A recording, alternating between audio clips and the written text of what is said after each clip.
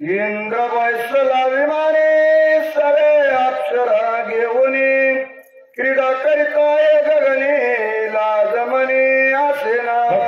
हनुमंतराय पर्वत उचलला. महाराजांनी सांगितलं 40 कोसाचा पर्वत हातावर घेऊन कंदोक नाम चेंडू सारखा झेले चालविले.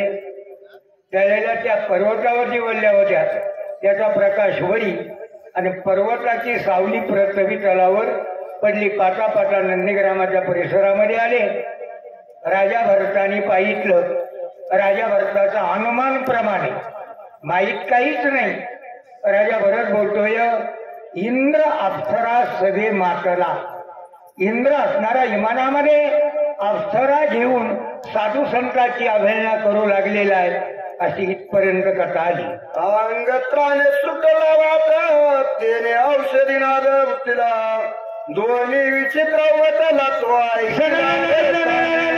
तरी तुटून जाऊ लागलं. अंगाच्या वेगाचं वार तो आवाज प्रगट होऊ लागला.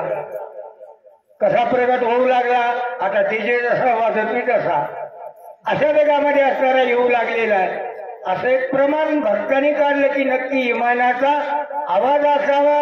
राजा भरत बोलू लागला मन केवळ उदात वाद्य लावणे अद्भुत अप्सरास विमानात तैसा विचार. राजा भरताचा अनुमान किती उर्मट बनला, उद्धट बनला, किती उर्मट बनला आणि साधू संतांची अवहेलना करू लागलेला आहे.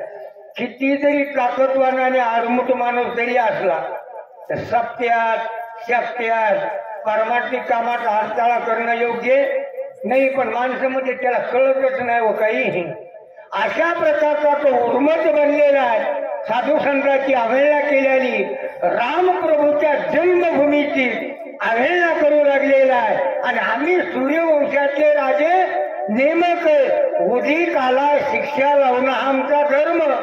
राजा भरताचं मनोगत. सोय घेऊन वारंगणा विमान इंद्री गगना उलंगोनी साधू सज्जना करी आटण सांगितलं बरोबर असणाऱ्या वारंगणा स्त्रिया बरोबर येऊन साधू संतांची अवहेलना करू लागलेला आहे. म्हणजे वेश्येच्या अधीन बनलेला नर आहे. असं एक सात्विक माणसाच्या मनात गोष्ट येऊ नये. पण सात्विक माणसाला मनोनी कणवाला येत असे. वाईट वागणाराची कीव चांगल्या वागणाऱ्याला येते पण परिणाम काही होत नाही असं राजा भरताचं मनोगत. जो स्त्री सवे निरत झाला मध्य प्राशनी मातला जो धन लोभे बुडला त्याचा गेला विवेक. म्हणून राजा भरताने विचार केला जो स्त्रीमतामध्ये उन्मत्त झाला, वेश्याच्या गमनी जो रद्द झाला त्याचा गेला विवेक म्हणजे विचार. ती विचारात राहिला नाही. माणूस म्हणतो ना अहो ती नादी लागली हे काय आता कोणाचं ऐकत नाही. स्त्री मनामध्ये मग्न झाला आणि धनलोभी पैशावाल्याला आठवत बिगर पैशावाल्याला आठवत नाही. ज्याच्याकडे पैसा आहे त्याला व्यसन वाढतात आणि मध्य पियक हे 3 पाहुणे जरी एकाच्या घरी नांदू लागले कोण मद्यपी धनलोभी आणि स्त्रीलोभी हे 3 जण जर एकाच्या घरी आले तर त्याचा गेला विवेक म्हणजे विचार. तो आता विचाराधीन बनलेला नाही. राजा भरताचं मनोगत. वेशगमने जे रथ ते सर्वदा अति उन्नत नाटवे स्वार्थ परमार्थ स्वेच्छा विचारत. सांगितलं व्यक्तीच्या एकदा नादी लागला रे लागला की त्याला स्वतःची गेलेली कळाना आणि लोक काय म्हणतात हेही समजेना. त्याला स्वार्थही कळत नाही की या असणाऱ्या रेषेच्या नादी लागल्यावर माझं किती वाटोळं व्हायले याचा विचार नाही आणि परमार्थाची तर गोडीच नाही. साधू संतांची अवहेलना करू लागला. तुम्ही संत दिसले की तोंडावर 12चा काटा आणि वेश्याच्या चपला खायची सुद्धा तयारी असं गाऊबा काकांनी लिखाण केलं. करणे मर्यादा दिवस देखता जनपदा वेशाद्वारी विचारे सदा नसरे कदा म्हणून नवरा दत्तानी सुंदर दृष्टांत दिला. खरं म्हणजे गाढव. गाढवाला वेळ काळ दिवस आणि रात्र कळत नाही. गाढव जरी त्या गाडीच्या मागे लागला, थोबडा लाटा जरी लागल्या तरी ते म्हणतो हिने फुलं आणली. कसा वेष्टीच्या अधीन होणारा नर वेश्येच्या दारात गेल्यावर तिच्या चपला जरी तोंडावर लागल्या, तिच्या लाटा जरी लागल्या तरी हो म्हणणार फुलं फेकले. आणि लग्नाच्या बायकोचा सहजही पाय लागूया, डोळे गेले का, तुला दिसत नाही का, तू मागलीस का, कोणाला, लग्नाच्या बायकोला. आणि वेश्या जर म्हणले ना हे माझं हे कपडे धुवून आण तरी तयारी. अशा प्रकारची गाढवाची उपमा वेश्याधीन होणाऱ्या नराची. लता आणि तावरावरी प्रीती धावे समुख खरी पदाविघात मुखावरी आवडी करी. सांगितलं किती लाट छातीवर लागली तिला म्हणणार चुकलं बघा तुमचं. त्या लाटा माझ्या तोंडावर जरी लागल्या असत्या तरी मला बरं वाटलं. असं याला निर्लज्जम सदा सुखी म्हणायचं. म्हणजे वेश्येच्या लाटा जरी लागल्या तर ते मला इथं तिथं नको हाणू, तोंडावर हाणू. अशा प्रकारचा निलाजरा हा इंद्र असणारा मातलेला आहे. राजा भरत बोलतोय. कैसा पुरुष कामाचारी सुखची मानी निरंतरी पाऊल जाऊन येदी दुरी हृदया. आतापर्यंत वर्णन केला कैसा पुरुष. एकदा स्त्री कामामध्ये जर तो गुंतला, स्त्रीच्या लोभामध्ये गुंतला, स्त्रीच्या संगतीमध्ये जर बिघडला किती दुःखाच्या यातना भोगू द्या, 10-5 एकर घालू द्या, लेकरं बाळ ऊस तोडायला जाऊ द्या, हे खाली मान घालूनच चालणार. त्याला त्याची लाज नाही, भय नाही, शंका नाही, कोण काय म्हणे काही याचा विचार करणार नाही. त्याच्या स्वप्नापुढे तीच प्रतिमा दिसणार तिची. अशा प्रकारचा तो नराधम आहे. राजा भरत बोलतोय. मने जन्मांतरीची फळली भागे इथे पद कमळ हृदयी लागे दैवेद निराभागे व्रता वैरागे. त्यांनी सांगितलं अनंत जन्मीची सुकृत पडली, हिचे पाय थोबडावर लागले. प्रमाणात नाही बरं का, बसत पण लावायला हरकत नाही. बऱ्याच जन्माचं माझं पुण्य आज फळाला आलं. हिचे पाय माझ्या थोबडाला लागले. विनाकारण मध्ये रात्र शक्याला जाते. नाव ठेवतो ना, विनाकारण उपास धरते, विनाकारण 14 दिवस वनवासाला जाते. शेला काही कळत नाही. माझ्यासारखा मीच भाग्यवान. आणि काही माणसं महाराज आम्हाला म्हणते अहो मनुष्य देह मिळालेला हे काही जन्म पुन्हा मिळायचा का, ह्याच जन्मात आईच करायची, ह्या जन्मात आईच करायचं. म्हाताऱ्याचं 4-5 एकर घालून पुन्हा इंडियनचा डबा उघडायचा.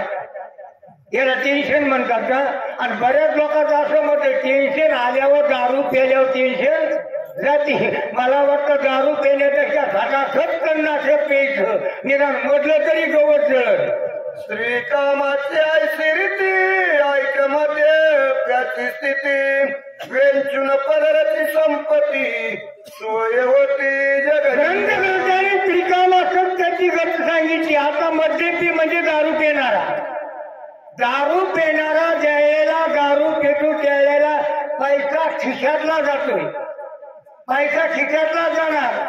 दारू पिणार, दारू प्यायल्यावर कृष्णाचं तोंड करणार, बडीशेप खाणार का सिगरेट बनणार, कृष्णाचं थोबार करणार, रुमाल आणि तोंड झाकणार आणि येडं वाकडं तोंड करून रस्त्याने निघणार. अशी मध्यपैकी स्थिती सांगितली दारू पिणार. द्रव्य ऐक भोग द्वारे सकाम कर्म स्वर्ग पुढे निष्कामे तरी डोळ्या पुढे तिष्ठे रोकडे. सांगितलं परमार्थिक साधनेमध्ये सत्कर्म केलेल्या कष्टातलं चौथाही खर्च जर परमार्थात केला तर एक देही घडे. देवाचे भजन, अन्य जन्मामध्ये देवाचं भजन नाही, दान धर्म बाकीच्या जन्मात करता येत नाही. हे जर दान धर्म हातला केलं तर पुढे भोगायला नाही. तर तुम्ही गरुड पुराणामध्ये कथा पहा. आता जर आपल्या हाताने दान केलं तर पुढच्या जन्मात भोगाय मिळतात. आपल्याकडे नाही, पण काही भागामध्ये दान असे महाराज. किती दान गावामध्ये शक्ती ना.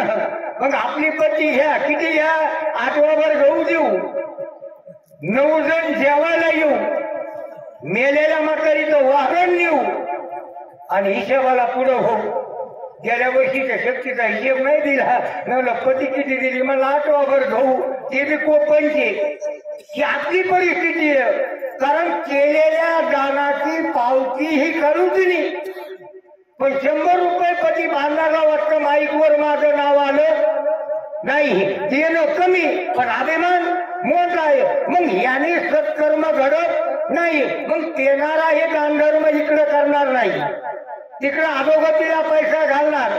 आणि केलेल्या पैशामुळं यमाचा पाहुणा प्राणी होय, नरक भोगावं लागतोय, असं गावगा काकाचं म्हणणं. वेंचुनी आयसदान करिता ती मद्यपान, ते निजात्मघाती संपूर्ण नरक धन खर्च करतात आणि दारू पिऊन मग्न बनतात. शेवट सगळ्या संसाराची धुळदाण होते आणि मग शेवट आत्महत्येला प्रवृत्तीत होतात. ते म्हणजे आपल्याला वाचण्यात मजा, वाचण्यात म्हणजे पोती नाही बरं का, जीवन वाचण्यात मजा नाही. आणि मग म्हणतात आपली आपण कशाची, पाच कर्माची कपात जीवाची, आपली आपण करा मुक्ततः.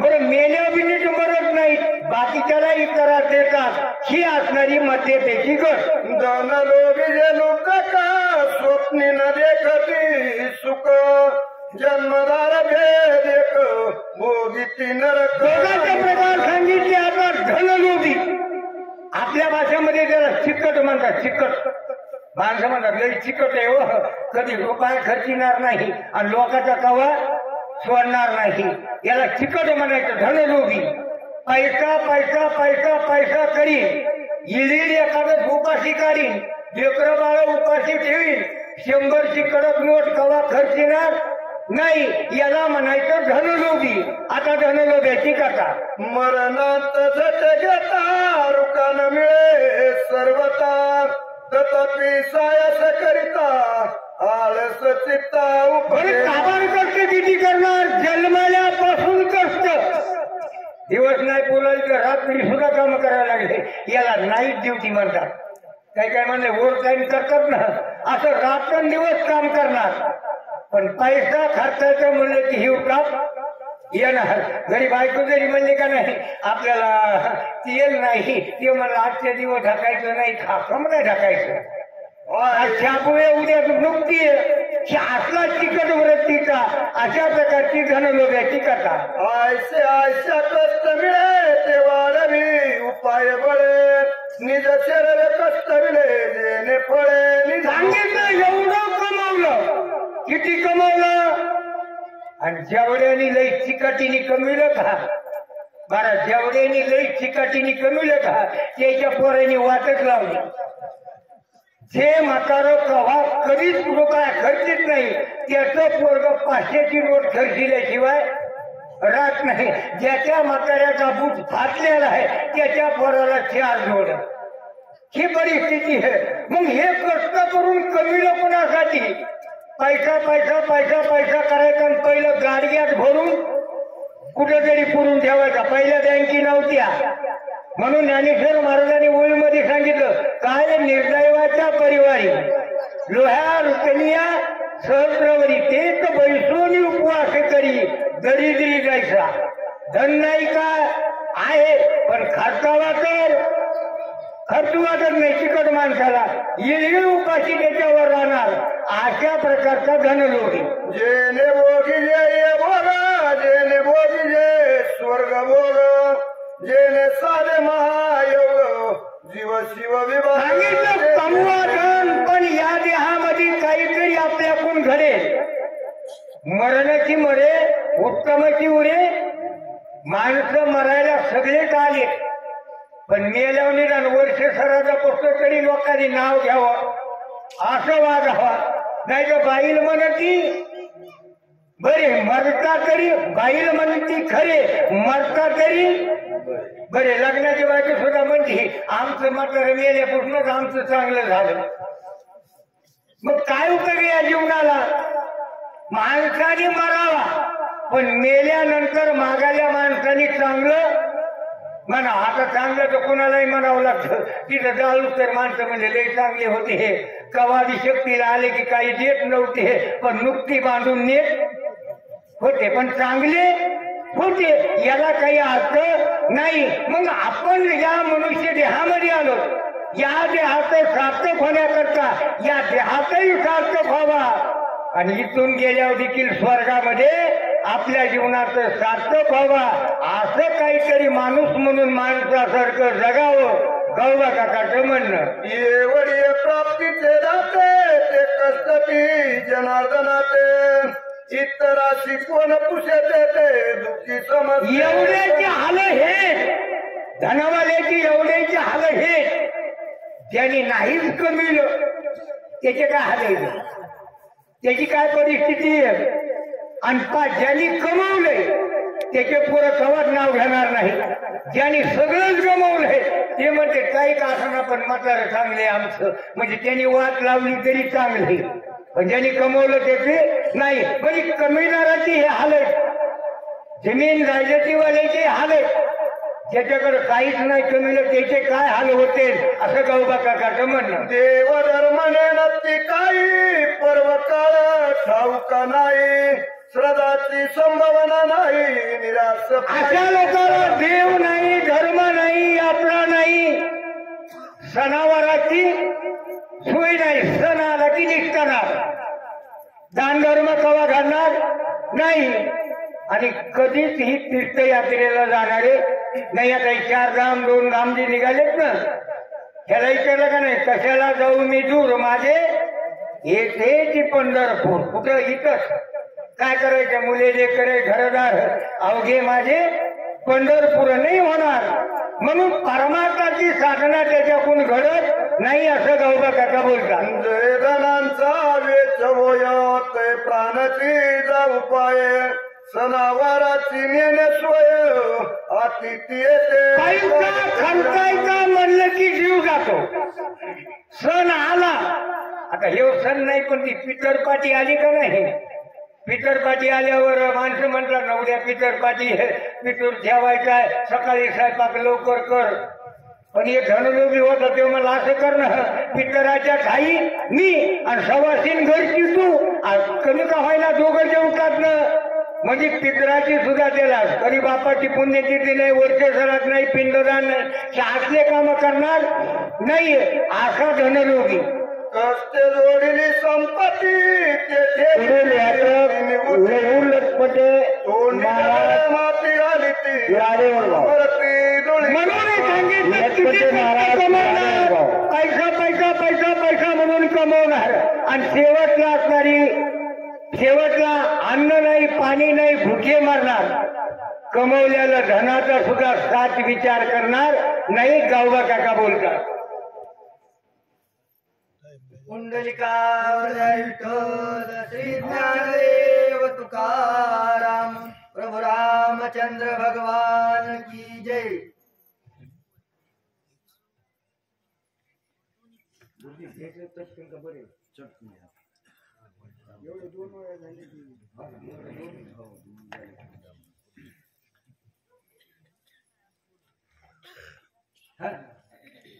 श्री गणेशाय नमः. कष्टे जोडली संपत्ती ते देवती अति निगोती, तोंडी दगड माती घालती आपण कष्टाने कमवल्याला धन असणार जपून गाडगे. पहिले गाडगे होते, पाया खांदा लागल्यावर हांडे लागत होते. आता हांड्याचा उपयोग राहिला नाही, कारण पैसा हातात नाही. आता मोबाईल मध्येही 5 रुपयाचा चहा त्याला तरी असा लटकावं लागत होतो. काही काही तर वाचले की म्हणते आले का आले, हे बघत नाही निघाला. अशा प्रकारचा व्यवहार. मग पैसा पैसा करून पुरून ठेवायचा आणि त्याच्यावर बसून खुशाल उपवास गायचे. काय करावं कर्मा आम्हाला खायला नाही, अशा प्रकारची परिस्थिती. आईची एकाची जाती अधपाता सोय नेती, तिन्ही एकत्र ज्याची मिळती ते अशी एकमेकांनी संसाराची वाट. शेतीकडून जर एकत्र आलेले एक जणाच्या घरी किती वाट लागल. धनलोभी, स्त्रीलोभी आणि कंजूस माणूस, चिकट माणूस शेतीकडून जर एखाद्या घरी पाहुणे आले तर नक्की त्याची वाट लागल्याशिवाय राहणार नाही. गौबा काका बोलतात शास्त्री म्हणजे मातला विमान विचारत एकला सज्जनांचा ऐका. विमानामध्ये बसून राजा इंद्र मातलेला आहे. सज्जनाचा उल्लंघ केला त्याला सजा लावून आमचं काम. आम्ही सूर्यवंशी राजनीय काम आम्हा स्वधर्म हाची एक उदकाशी सूर्यवंशाचे राजा आम्ही नेमक काय उडी त्याला शिक्षा लावणं हे आमचा धर्म आहे. म्हणून रामनामांकित बाण दगदगीत रामनामांची बाणाची नियोजना केली, बाणाला आज्ञा केली दुष्टाचा हनन. धनुष्यवडी काढून बाण रामनामाचा गजर केला, दोरी वडली, बाण सोडला. बाण नामांकित हनुमान श्रीराम भक्त जीवापरी बाणावर श्रीराम जय राम जय जय राम पुढे असणारा श्रीराम जय राम म्हणणारे हनुमंतराय. सुताच्या सीतेची कडकडाटी बाण पाडला कर कर कर कर कधी का बाण आकाश मार्गाने जाऊ लागला. परतून जावे जरी तुला भरत दांडीला बाणाने मनावर विचार केला, दुष्टाचा हनन माघारी जावा, भरत सजा लावीन, पुढे साधू आणि भक्त कपी समरे राम स्मरत महाराण चले पुरुष भरत रामाचा जवळला भक्त या भरताची आज्ञा पाळणं योग्य बाणाने ठरवलं. बाण विचार करू लागला. भरताची आज्ञा आईशी जो दंडावे अति दुष्टाशी दुष्ट राजा भरताने आज्ञा दिली आहे, दुष्टाचं हनन करणं हा साधू आहे. साधूची अवेळा करणं बरोबर नाहीये. स्वामीच्या आज्ञेचे उल्लंघन घडे सौल अंधवे शिशीन चढे ऐसे विचारून वाडे कोडे चंदन मालकाचाही काम व्हावा, भक्ताचाही प्रतिपाल व्हावा. घविल्या सज्जनाचे पाय चरणाकडे बांध लागला. दरिया सजनाचे पाय अपजय करीत न होय स्वामी कार्याची दिशिलाय विजय होय. सज्जनाचे पाय धरल्यावर अपजय मिळत नाही. बाणाने निर्जीवानी विचार केला. ऐसा निश्चय करून पूर्ण पाय मिटी गारिबान सोयश मिटी कपिनंदन असा मनोमय विचार बाणाने केला आणि हनुमंताच्या पायाला मिठी मारली. ऐसे विचारिता म्हणे बाणावलंकित नाही देखता श्रीराम नाम किती चिन्ही वायू हनुमंताने बाण निरकून बघितला. बाणावर शिक्का होता, श्रीराम जय राम जय जय राम. नक्की म्हणला कंदईन मालय त्यात महाराज असायला पाहिजे. बाणाला हनुमंताने विचार केला, नक्की आपला स्वायरा असायला पाहिजे. येते तरी पाहिजे जातीचे असा वाटणारे हनुमंतराय विचार करतात. श्रीरामाचा बाण होय अतिक्रमण याचा करू नये साष्टांगे नमन करीत होय रामच नक्की माझ्या रामाचा बाण असावा आणि मालकाने सोडलेल्या बाणाची अवहेलना करणं हे माझं काम नाही. बाणाला नमस्कार केला. कपिकाची बाणांचे वचन तव बोलना संपूर्ण पाहू आदरिले त्याचे चिन्ह तव हनुमंतराने बाणाकडे बघितलं. बाण काहीच बोलत नाही, पण बाणाकडे निसटून बघितलं. बाण हनुमंताच्या पायाला धरून खाली ओढू लागला. बाणाकडे हनुमंतराय बघू लागले.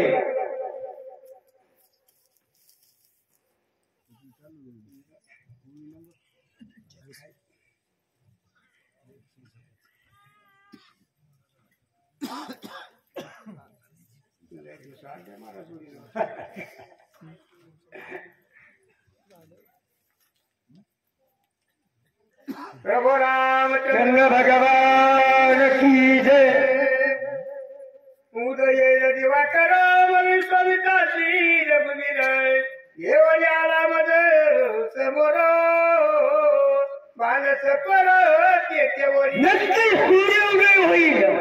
माझा लक्ष्मण सावध होणार नाही. हनुमंताला वाहन लागलं नसन माझ्या मालकाला माझी दया आली म्हणून माझ्यापर्यंत बाण पाठवला असावा असा अनुमान हनुमंत राहायचं.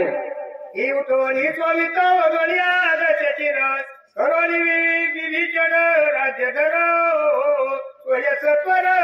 किंवा माझ्या मालकाने असणारा रावणाचा अंत केला असेल, विभीषणाला लंकेच्या गादीवर बसवला असेल, सीता मातेची मुक्तता करून मला तर आडवे आले नसतील असं असणारे हनुमंतराय विचार करतात. वेद पुस्तक सर्व थाय न जपावेची स्वामी कार्यात हाय एक माझ्या जीवितो व्रता कोणाचा धिक्कार असो माझ्या जीवनाचा. जर मालकाचं काम माझ्याच्याने होत नसेल तर हनुमंतराय बोलतात सेवके करावे सांगितले काम.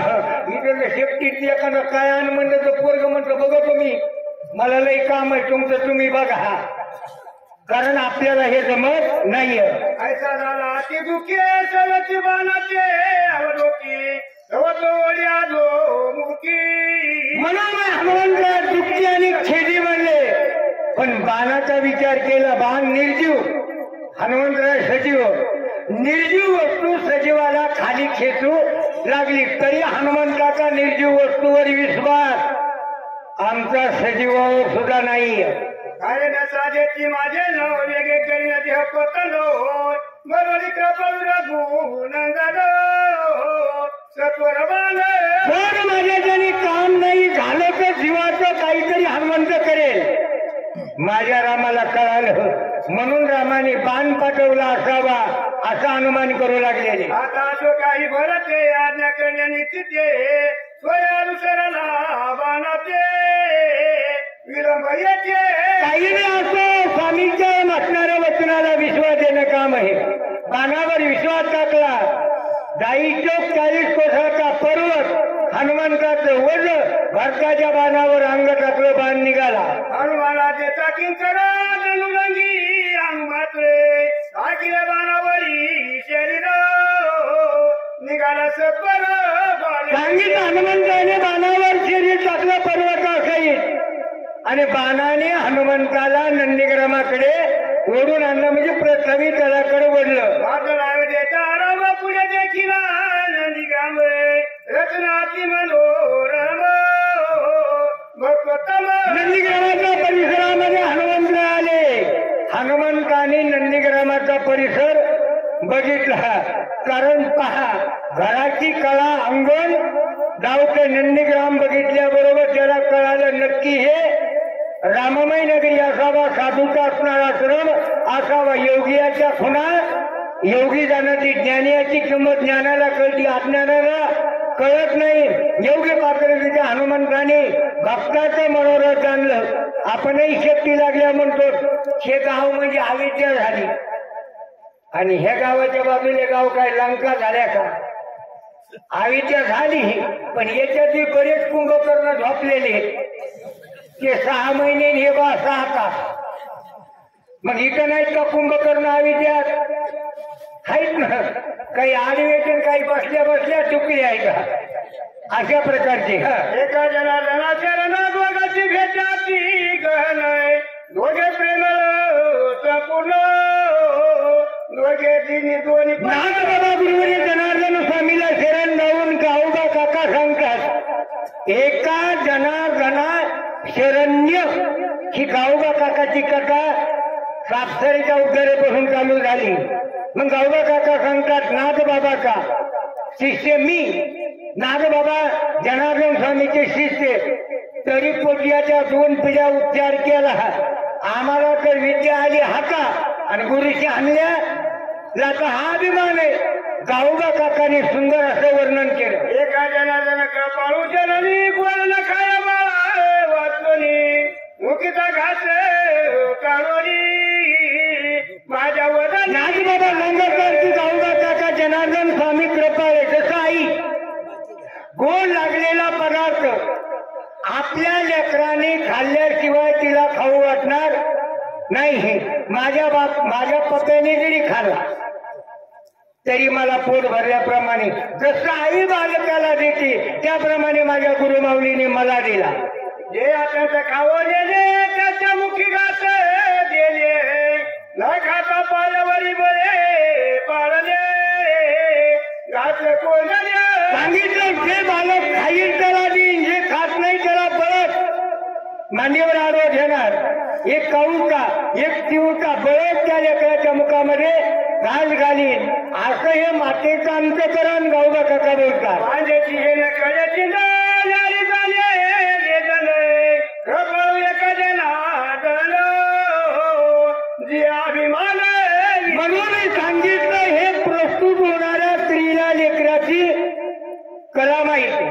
स्त्रीला हे कळणार नाही. जसं बाईला जी कळायची ताईला कळ नाहीये असं गावडा काकांनी लिखाण केलं. प्रमादिका पुत झाली ज्या प्रमाणे निज कन्या मालिनी मदते चाली. सांगितलं ब्रह्मदेवाने ब्रह्मसृष्टी निर्माण केली पण कुणाची कोणाला मेळ लागून दिला नाही. ब्रह्मदेवाने ब्रह्मसृष्टी निर्माण केल्यावर वंश कुळामध्ये जर वंशवेली विचारली दशम कर्मविधी करताना सांगा तुमचं कुळ काय आहे. आपल्याला कुळ नसलं आपण काय म्हणतो कश्यपाय नमः. कश्यप ऋषीला 13 पत्न्या 13 पत्न्यापासून आपली संतती सगळं आपण नात्या गोत्यात आहे. पण माणसाने पुढे आल्या म्हणजे तिथे ना हे हेच तिथेचे पाहुणे हे हेचे पाहुणे आणि इकडे सांगितलं हरिहरा वाद नाही नका करू. मग कुणी त्याला भेट कुणाला माहित. शक्ती जरी असली की आमचा पाहुणा आहे व त्याला आधी बसू मग ही यादी कशाला केली कुणाला माहित. संयोजकाने यादी करायची आणि तोंड पाहून माणसं बसवायचे आणि बाकीच्या लोकांचं. आता 4 वाजता लक्ष्मण महाराजांना नाव दिले माझं कमीत कमी 3 वाजता आले म्हणजे आपल्या फरातले ऊस संपले. आपला फर संपल्यावर गेट किंगचे चालू केले की आम्ही गेट किंग फर संपाला द्यायचा. हा आलेल्या उदक झालं की भुक्याला जेऊ घालले मग सर्वतन संभले त्याने ग्रंथ ग्रंथ जाऊ नका सांगता. त्याला तहान लागली त्याला पाणी द्यावं. ज्याला भूक लागली त्याला जेव घाला ना. त्याचे 2-4 बरं खाऊन आलाय नाही उठचं खा तुम्ही खाल्ल्यावर आम्हाला घडून काय घडून जे का रंगले पा तुम्ही ज्यांनी काहीच खाल्लं नाही त्याला जीव घाला. त्याला पा तुम्ही सत्पात्री दान सांगितलं ना. केलेलं दान योग्य पद्धतीला केलं तर दान करणाऱ्याला फळ. आपण केलेलं दान जर अधोगतीला गेलं तर इटी घेती आणि दोन्ही कुळा नरका देती. दान देताना दान घेणारा कळावा. सकाळून आलेला 12 पत्तोटा अतिथी खरा दुपारून आलेला मासे मारा त्याला दान देऊनही उपयोग नाही. या ठिकाणी करता जनवणी झाला कथा इतिहासी करू चिंता काही सर्वता सांगतात यांनी मला जन्माला घातलं पण मला काही कळालं नाही. मला परमार्थ घडेल असं वाटलं नाही. काऊबाचा गावबा झाला. गावबा हे गुळ खाणारे होते म्हणून रामायण वाचना सांगणारा गुळ घ्यावा लागतो. काही का असं चुकलियावर मग एक वर्म ठेवला. काऊबाचा गावबा झाला आणि गावबा काकाने 1.5 कांड रामायणाचं 1.5 कांड अप्सरेच्या उतार्यापासून राहिलेला 1.5 कांडाचा भाग नाथबाबाने गावबा काकाला लिखाण करायला लावला. आमच्यात तसं नाही. नवे भजने भजनाला आले की जुने खोऱ्या काढल्याशिवाय राहत नाही. तुला टाळायचं नाही जमला तुला म्हणायचं नाही जमलं ते म्हणतं हे काल जसं म्हणायचं तसं म्हण. घास तोही घेऊन रे मला मुलीच्या मुखीचे काढले माझ्या मुखी कोण रे बाळा घास महाराजाची रामायणाचा 5.5 कांडाचा घास गोड लागला. गोड लागलेला पदार्थ आपणच खाल्ला नाही. स्वतःच्या मुखातला 1.5 कांडाचा शेष भाग काढला आणि गावबा काका सांगतात बळच माझ्या तोंडात घातला. तो इथं खरं रामायणाला आल्यावर तुला सवय लागेलच. पहिल्याने नाही जमायचं वाचवायला. पहिल्याने नाही जमलं तर त्या ओवीतला एक तुकडा घेत जाय या ओवीतला एक घेत जाय. सांगणारा सांगत जसं सांगायचं तसं पण येत जाय बाबा येत जाय. असं जर नादी लावलं तर मला वाटलं या भगवान नगर मध्ये निदान 10 वाचक 10 सूचक तयार होते. पण हे जुने वाचक म्हणजे तुला काही येत नाही तू इकडे येत जाऊ नको. हाती सुरत रामकथा माऊलीची घातलं गोड घेताय आनंदी झाला सीता काही सर्वता. म्हणून माझ्या माता माऊलीला जनार्दन नाथबाबा सांगतात नाथबाबाला गोड लागलेला पदार्थ आईचं अंतकरण जाणून मी एक अज्ञान बालक आहे म्हणून मला तिने बळ खायला शिकवलं. अर्भकाचे काठी पंते हाती धरिली पाठी. शिक्षकाला लिहिता येते पण बाळासाठी एखादा आकडा गिरवावा लागतोय. तसं अर्भकाची साठी पंते हाती धरिली पाठी तसं मला माझ्या गुरु माऊलीने शिकवलं. गावबा काका म्हणतात हे कृपाळू कैसे कोणीचे कारवणी वेगेची ओ पिताबाजी हे मुखाची निज मानसी. सखी माता माऊली रानामध्ये कामाला गेली. आता पहिले होते पण आता राहिले. माता माऊली रानात गेली. शेणणी लागली ककडी ककडी रानात. ती हळूच कुठून बघणं गोड लागल्या. ती म्हणे नग अंगणवाडीत गेलेलं माझं पोरग गेल्या गेल्या संध्याकाळी मी त्याला देईल पण ती माय खाणार नाही. बाप खातो बर का.